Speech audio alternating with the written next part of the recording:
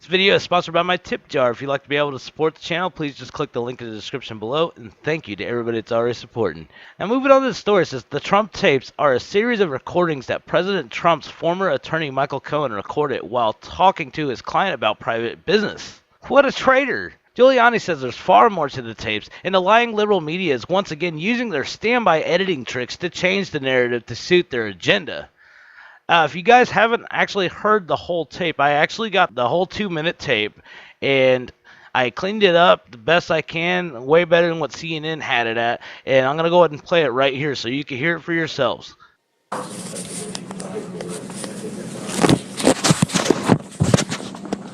Let me know what's happening, okay?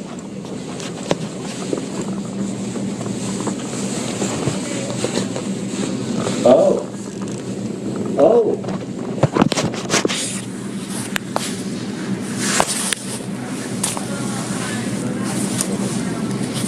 Maybe because of this it would be better if you didn't go, you know? Maybe because of this, for that one, you know, I think what we should do is get rid of this because it's so false what they're saying. It's such bullshit.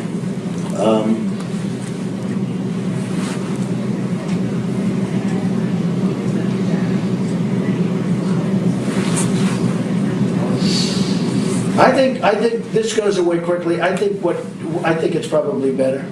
Do the Charleston thing, just this time.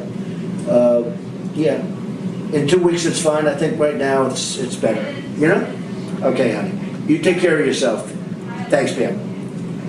Yep, I'm proud of you. So long, bye. What's up, Mike? Great poll, by the way. Yeah. Seen it. Great poll. Making progress. Big time. And you guys are good guy. Oh, Pastor Scott? I can't believe this. No, Pastor Scott. What's happening? Oh, no. He's... Can we use him anymore? Oh, yeah. 100... No, you're talking about Mark Burns. We told him to... Well, I don't mean that. Mark Burns, can we use him anymore? No. Richard Lefrak, I'm sorry, Richard Lefrak just called. We didn't have a chance. He had an idea for you. Okay. So we got served from the New York Times. I told you this regarding to unseal the divorce papers with Ivana. We're fighting it. Kaslowitz is going We should to... never be able to get that done. Never. Kaslowitz doesn't. They'll ever be able. They don't have a. Give me your code, please. They don't have a legitimate purpose. And you So have a woman that doesn't want to unseal. correct. So you've been handling it. Yes, and it's all It's been going on for a while. for about 2-3 weeks now. All you have to do is delay it for... Even after that, it's not going to ever be opened. There's no purpose for it. Told you about Charleston.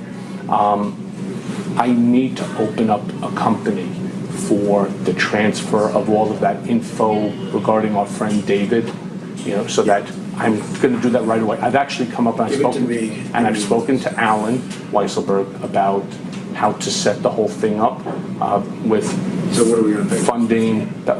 Yes, and it's all the stuff. All the stuff, because you never know where that company, you never know where he's going to be. Gets it, but... Correct. So I'm all over that.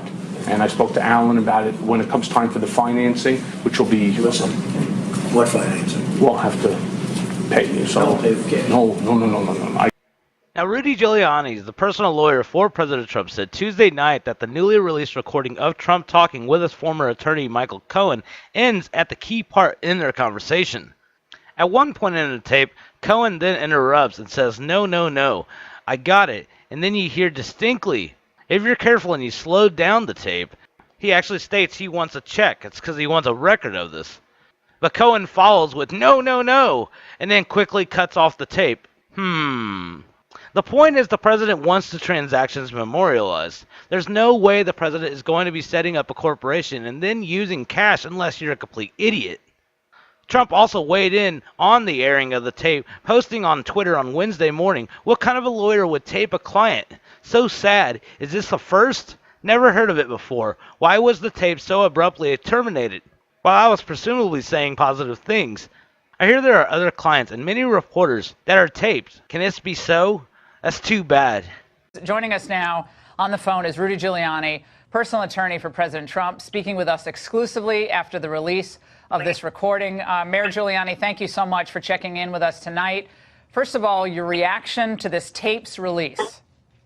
Well, I think it's, first of all, the major point is it's outrageous that someone would tape his client surreptitiously. And number two, it's also foolhardy for them to try to kind of yell and scream and make believe what's on the tape. I agree with you. The tape is a little bit hard to hear, but I assure you that we listened to it numerous times. And the transcript makes it quite clear at the end that President Trump says, quote, "Don't pay with cash." Cohen then interrupts and says, no, I got it. And then you hear distinctly, if you're careful and you slow it down, check.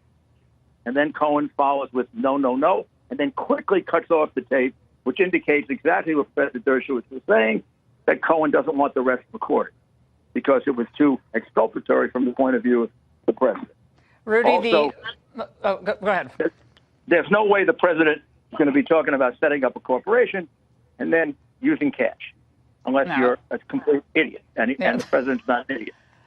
Rudy, there's a moment tonight on CNN where Lonnie Davis, he kept saying, well, we're showing you that what Giuliani claimed, that Michael Cohen was the one who brought up the issue of cash, not his client, Donald Trump.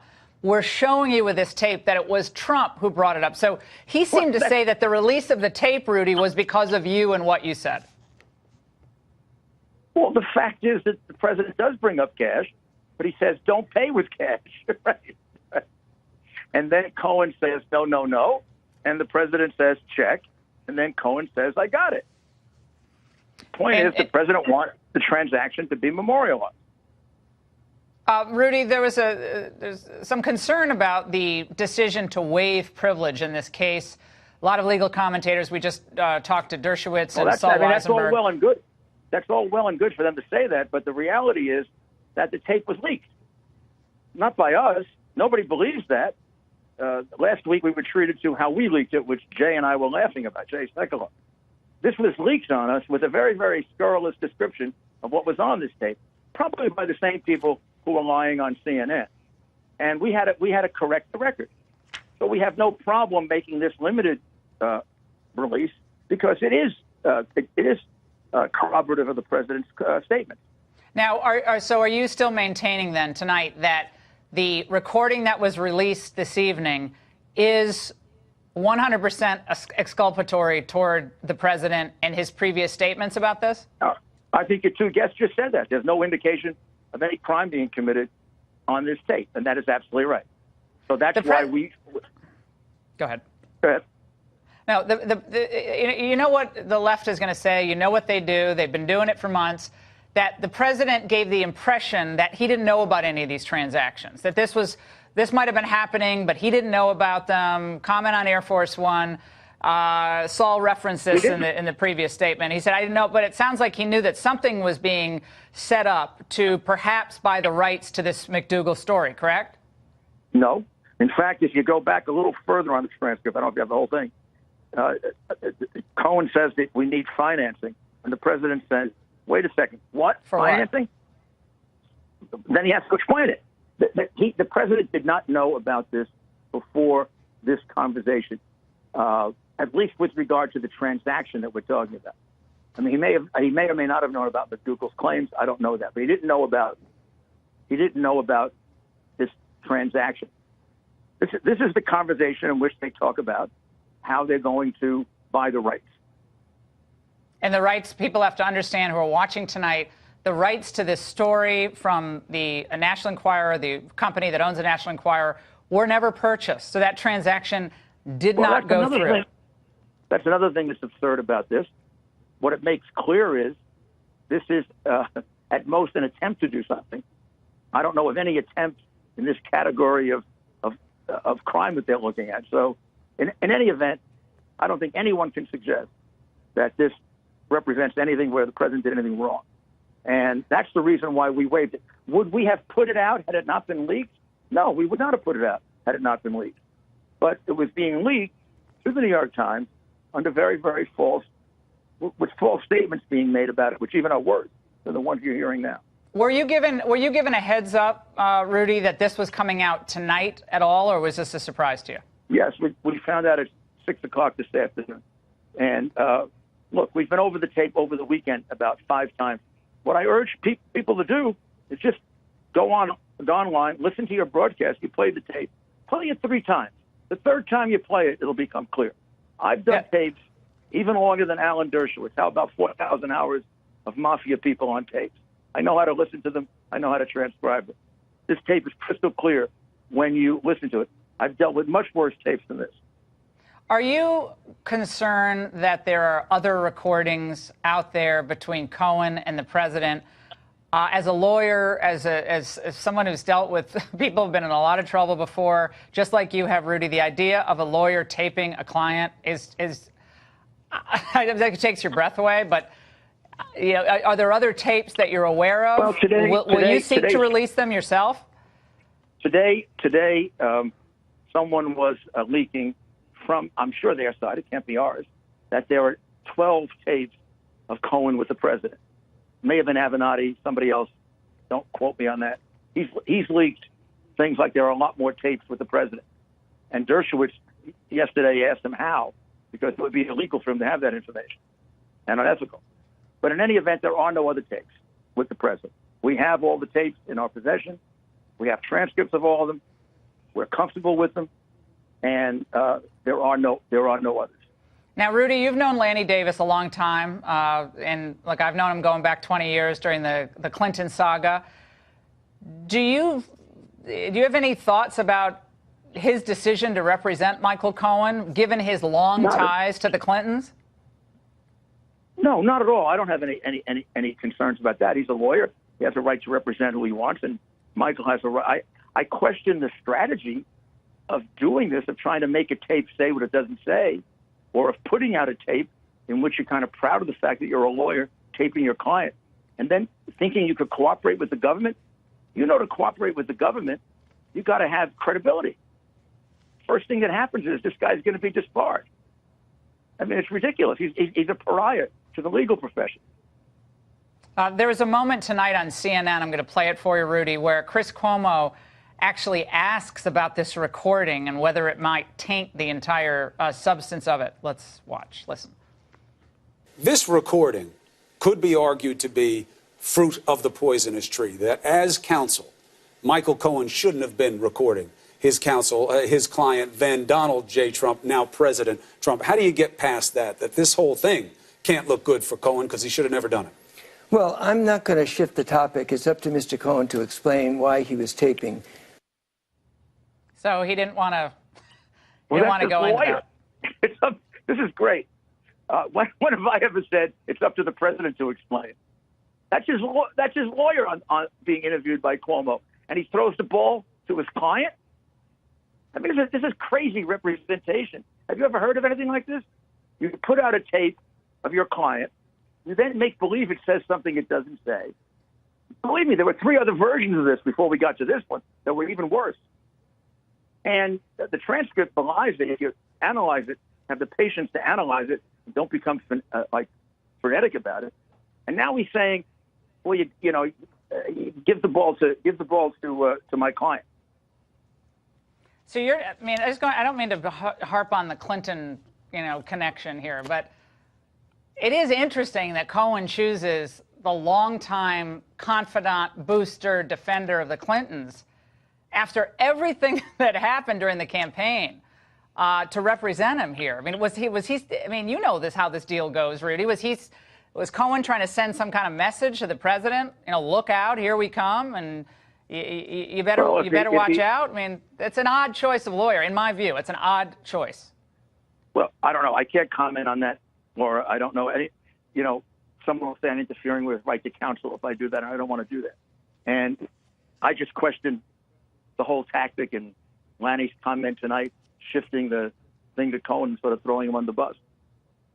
And Rudy, finally here, you got to be able to answer. You got to be able to answer via client or not answer at all. And finally, Rudy, on the issue of talking to Mueller, special counsel here, the reports came out that you all will talk about collusion and nothing else. Are there any developments on that you can tell us tonight? Oh, no, I think we've been distracted the last couple of days, and they've been distracted with they're getting ready for the Manafort case. So we'll probably get an answer in hopefully the next couple of days, a week. All right, Rudy Giuliani, we really appreciate your joining us tonight exclusively. Thank you so much. Michael Cohen should be actually disbarred for this.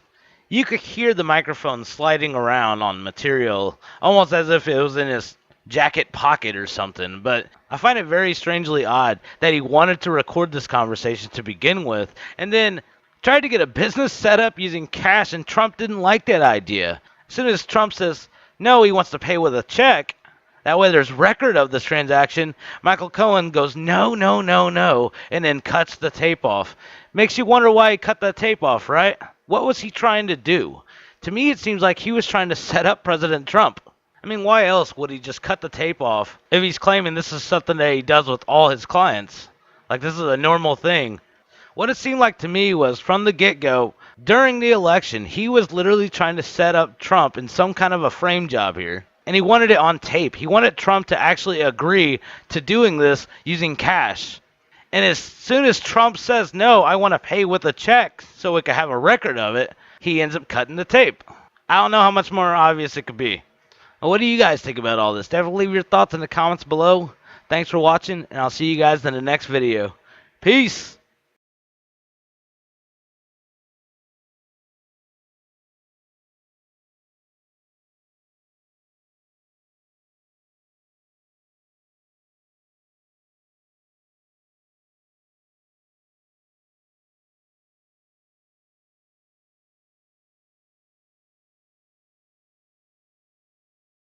Please subscribe to our channel, like our video,